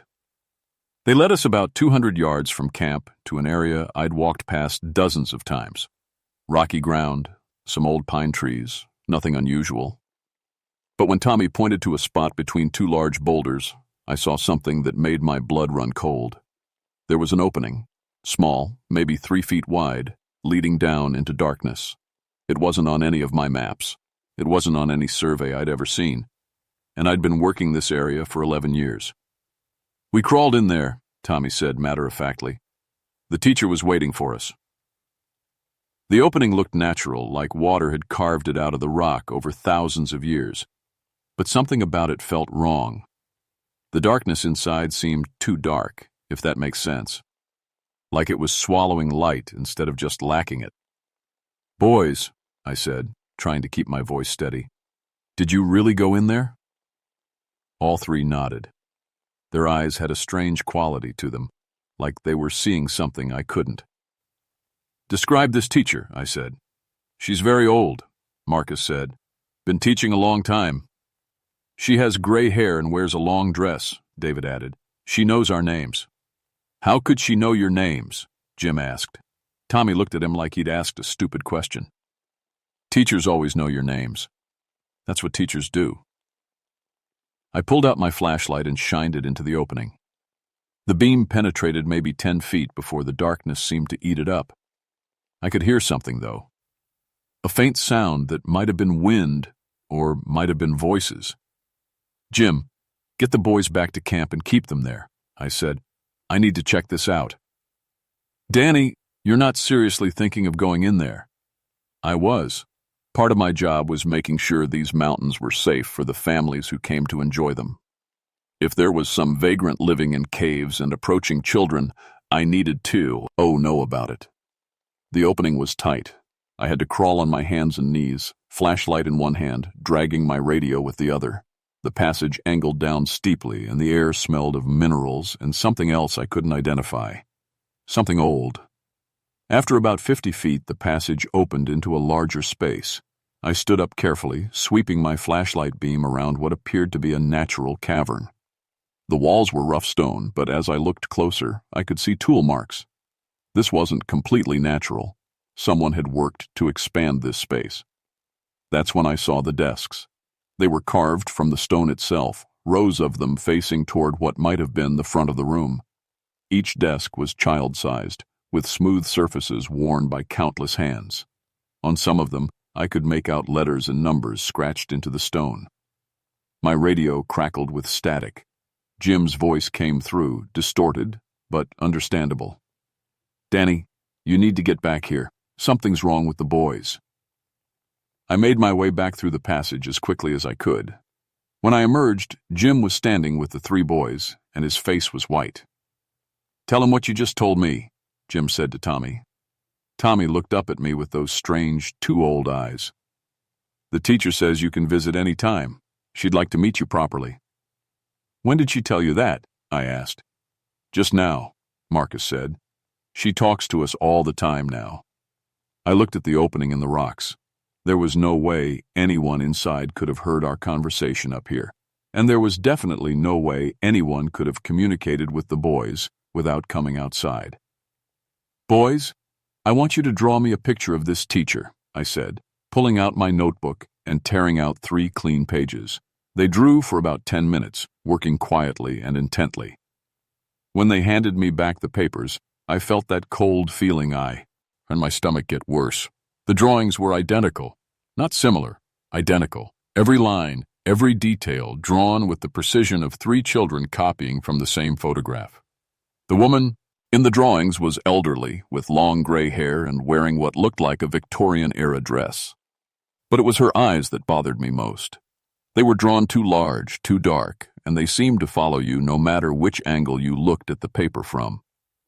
We need to head back to the ranger station, I told Jim. Now. What about the rest of the weekend? The weekend's over. As we packed up camp, I kept one eye on the three boys. They helped with the cleanup, but they moved in unison, like they were following choreography only they could hear. When one of them picked up a piece of trash, the other two would mirror the movement. When Tommy turned his head to look at something, Marcus and David turned their heads at exactly the same angle. The other boys in the troop noticed it too. They started giving the three of them more space, unconsciously avoiding them without really understanding why. During the hike back down the mountain, Tommy stopped suddenly and pointed to an area off the main trail. "There's another entrance over there," he said. "Behind those laurel bushes. That one goes deeper." I followed his pointing finger and saw nothing but dense vegetation. But when I looked closer, I could make out what might have been a depression in the ground, hidden by the undergrowth. "How do you know that?" I asked. "The teacher showed us the map," David said. "The whole mountain is full of tunnels, like a big school with lots of classrooms." "What kind of map?" "The one carved in the wall," Marcus said. "It shows all the places where the children learn." We made it back to the ranger station by late afternoon. I sent the scout troop on their way with Jim, but not before getting contact information for all the boys' parents. Something told me I'd be needing it. That night, I pulled out all the historical surveys and geological maps I could find for Mount Rogers, went back through mining records, property deeds, anything that might mention cave systems or underground workings. What I found kept me awake until dawn. In 1887, the Copper Creek Mining Company had been working a claim on the eastern face of Mount Rogers. They employed local families, including their children. Child labor was common in those days, especially in mining operations. The children were small enough to crawl through narrow passages and work in spaces where adults couldn't fit. On September 15, 1887, there had been a collapse. The mine entrance sealed itself, trapping 47 people inside. 17 of them were children between the ages of 8 and 14. The rescue efforts lasted 3 weeks, but no survivors were found. The mine was officially closed and the entrance permanently sealed. Or so the records claimed. But here's what bothered me most. The mine that collapsed wasn't supposed to be anywhere near where I'd found that opening. According to every map I could find, the Copper Creek mine was on the completely opposite side of the mountain. I was beginning to think those maps might be wrong. The phone calls started Monday morning. The first was from Tommy's mother, Mrs. Henderson. Her voice was worried and confused. "Ranger Ashford, I need to ask you something about the camping trip. Tommy's been acting strange since he got home." "Strange how?" "He's been talking about mining techniques, copper extraction, things a 10-year-old shouldn't know anything about. And he keeps drawing the same picture over and over, some woman in old-fashioned clothes." The second call came an hour later, Marcus's father. "My boy's been having dreams about being underground. He woke up last night speaking words I've never heard before. My wife thinks they might be Cherokee, but we're not sure. The thing is, he seems to understand what he's saying, even though he's never heard the language before." By noon, I'd heard from David's parents, too. Same story. The boys were exhibiting knowledge and behaviors they couldn't have learned anywhere. Decided to drive back up to Mount Rogers. The opening between the boulders was still there, but it looked different in daylight. Bigger somehow, and the darkness inside seemed less absolute. I could hear something echoing up from the depths. A sound like children's voices reciting lessons. This time, I came prepared. Rope, better flashlights, a first aid kit, and most importantly, a portable radio with a direct line to the sheriff's department. If I didn't check in every hour, they'd send a search team. The crawl through the entrance passage seemed shorter this time, like the tunnel had rearranged itself to be more accommodating. When I emerged into the stone classroom, I wasn't alone. Children were sitting at the carved desks, translucent, like looking at them through water, but unmistakably there. They ranged in age from maybe 8 to their mid-teens, all wearing clothes that looked like they belonged in the late 1800s. Their faces were pale, their eyes dark, and they were all looking at me with the same expression Tommy, Marcus, and David had worn. At the front of the room stood the woman from the drawings. She was exactly as the boys had depicted her, elderly, gray-haired, wearing a long dress that might once have been blue, but had faded to the color of shadows. When she spoke, her voice seemed to come from everywhere at once. "Welcome, Mr. Ashford. The children have told me so much about you." I tried to answer, but my mouth had gone dry. The radio on my belt crackled with static, and I heard my own voice coming through it, distorted and strange. "Everything's fine down here. Just exploring some old mining tunnels." I hadn't said those words, but the voice was definitely mine. "Please sit," the woman said, gesturing to an adult-sized chair that hadn't been there moments before. "We have so much to discuss about the children's education." "Who are you?" I managed to ask. "Miss Cordelia Whitman. I've been teaching on this mountain for 94 years. The children learn so much here. Mathematics, geology, metallurgy, skills they'll carry with them forever." The ghost children at the desks turned to look at me in perfect unison. Their mouths moved together, reciting in voices that sounded like wind through empty tunnels. "Copper ore occurs in sedimentary rocks. Follow the green stain, follow the water, dig where the mountain bleeds." "Your 3 young visitors showed such promise," Miss Whitman continued. "Such bright, curious minds. They'll make excellent addition to our school." "They went home," I said. "They're with their families." Miss Whitman smiled, and her teeth were the color of old copper. "Oh, Mr. Ashford, part of them never left." The radio crackled again, and this time I heard 3 young voices coming through the static. "Help us, Ranger Danny. We can't find our way out. The teacher won't let us leave." I grabbed the radio. "Tommy? Marcus? David?" But the voices were coming from the ghost children at the desks, their mouths moving in sync with the words coming through my radio, and I realized with growing horror that 3 of the translucent figures looked exactly like the boys who'd been missing from camp. "They're such good students," Miss Whitman said. "They attend every lesson now.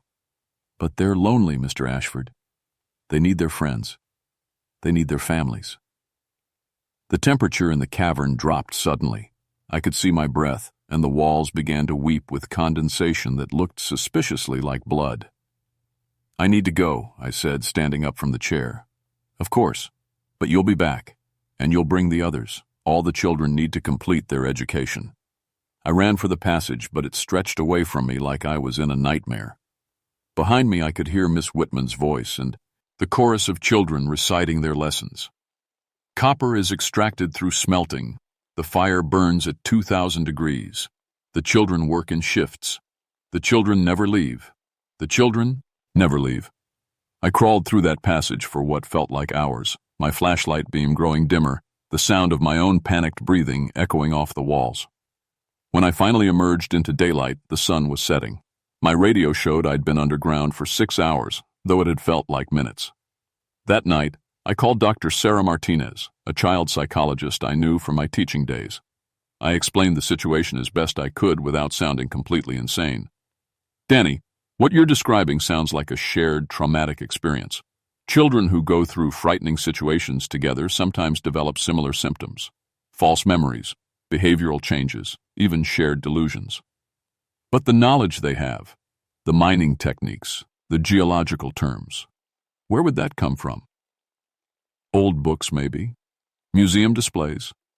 Children absorb information in ways we don't always notice. Their brains are especially susceptible to suggestion." I wanted to believe her explanation. It made sense. It was rational. Then I got the call from Jim Morrison. "Danny, we have a problem. 3 more boys from the troop are missing. They were supposed to be at baseball practice this afternoon, but they never showed up. Their parents found drawings in their rooms, all the same woman you showed me before." "When did they disappear?" "About 2 hours ago. Danny, I think they went back to the mountain." I hung up the phone and grabbed my keys. On the drive up to Mount Rogers, I kept thinking about what Miss Whitman had said. They need their friends. They need their families. The children were recruiting for her underground school. I reached Mount Rogers as full darkness settled over the mountain. My headlights cut through fog so thick it was like driving through cotton. When I parked near the trailhead, I could hear them immediately, children's voices singing something that might have been a hymn, echoing up from deep underground. The opening between the boulders was glowing with a soft greenish light that pulsed like a heartbeat. As I approached, I could see small footprints in the damp earth around the entrance. Fresh prints from modern sneakers. I called down into the opening. "Boys, can you hear me?" The singing stopped. Then, in perfect unison, 6 young voices answered. "Come join us, Ranger Danny. The lesson's about to begin." I knew those voices. Tommy, Marcus, David, and now 3 more from the scout troop, Billy, Jake, and Chris. 6 children who should have been safe at home with their families. This time, I didn't hesitate. I crawled into that passage faster than I ever had before, driven by something deeper than duty. These weren't just children in my care, they were children, period. And something was stealing them away, piece by piece. The stone classroom had changed again. It was larger now, with more desks arranged in neat rows. The walls were covered with mathematical equations and geological diagrams that seemed to shift and move when I wasn't looking directly at them. And at every desk sat a child. Some I recognized from the scout troop. Others were unfamiliar but wore clothes from different decades, 1950s, 1960s, 1970s. Children who had vanished from these mountains over the years, all attending Miss Whitman's eternal school. At the front of the room, the ghostly teacher stood beside a blackboard made of polished slate. Written on it in chalk that glowed with the same greenish light were the words, "Today's lesson, how to become a proper student." "Ah, Mr. Ashford," Miss Whitman said without turning around. "Right on time. Class, please welcome our new teacher." The children turned to look at me, and I felt my heart break.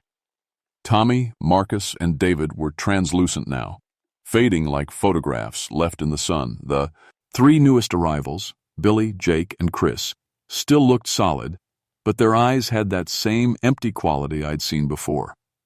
"I'm not here to teach," I said. "I'm here to take these children home." Miss Whitman turned around slowly. Her face was different now, older, more decayed. Her skin had the grayish-green patina of old copper, and her eyes were completely black. "Home?"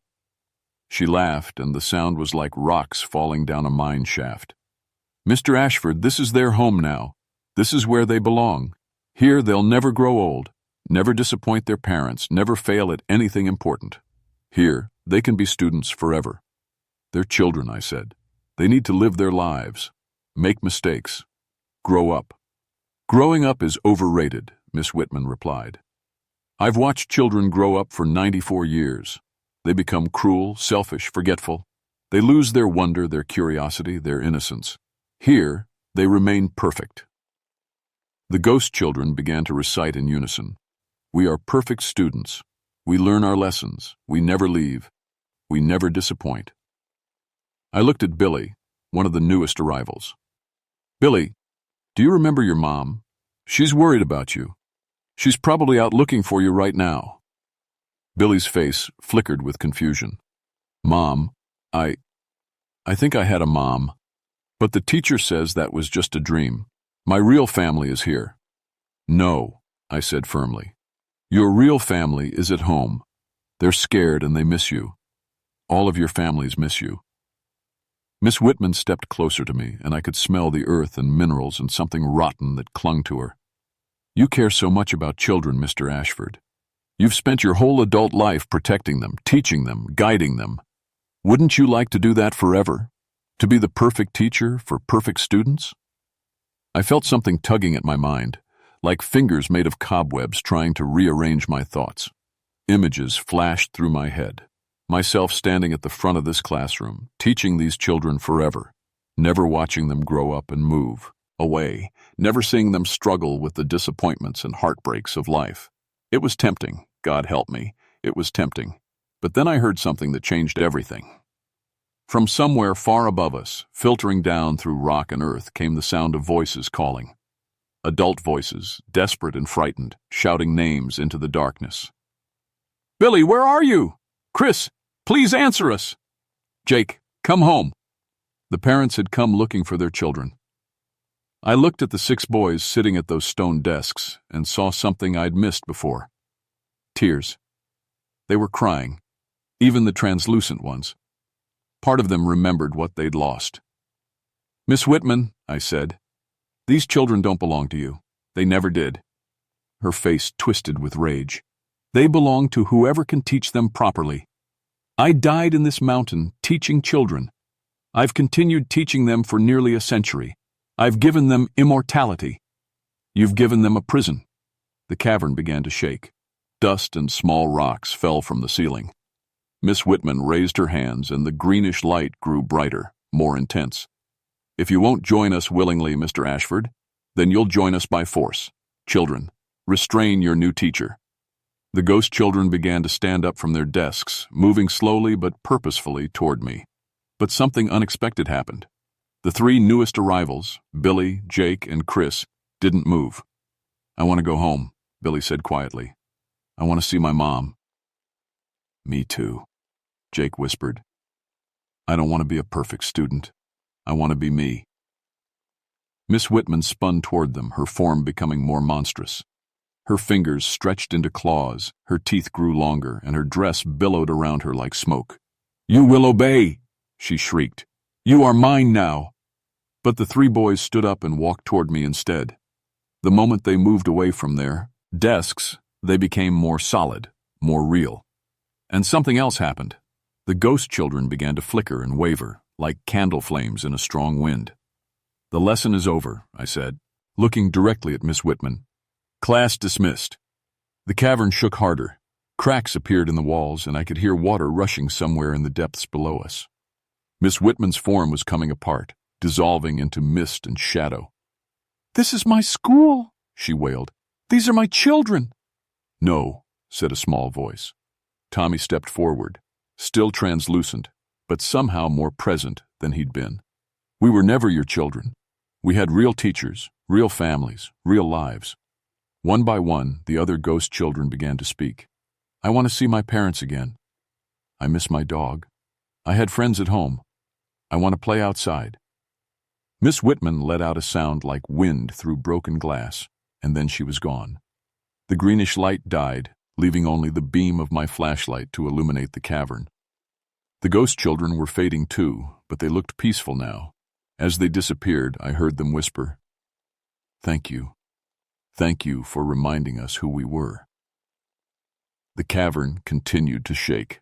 Water was pouring in through the cracks in the walls now, and I knew we had only minutes before the whole place collapsed. "Boys, we need to go, now." Billy, Jake, and Chris followed me to the passage entrance. As we crawled through the tunnel, I could hear the classroom collapsing behind us, stone grinding against stone, water filling the empty spaces. We emerged into the night air just as the ground beneath the boulder opening gave way. The entrance sealed itself with a sound like thunder, leaving nothing but solid rock where the passage had been. Above us, flashlight beams cut through the fog, and I heard the most beautiful sound in the world, parents calling their children's names with joy instead of fear. The official report stated that 6 children from the Richmond Boy Scout troop had become disoriented in heavy fog and taken shelter in a natural cave system. They were found after an extensive search by park rangers and local volunteers. Minor hypothermia, some dehydration, but no serious injuries. The report made no mention of ghost teachers or underground schools. It didn't explain why all 6 boys had copper dust under their fingernails, or why they could recite mining safety procedures from the 1880s. It definitely didn't mention that 3 of the boys, Tommy, Marcus, and David, had aged noticeably during their experience, developing facial features and mannerisms that made them look like old men trapped in children's bodies. Dr. Martinez worked with all 6 boys over the following months.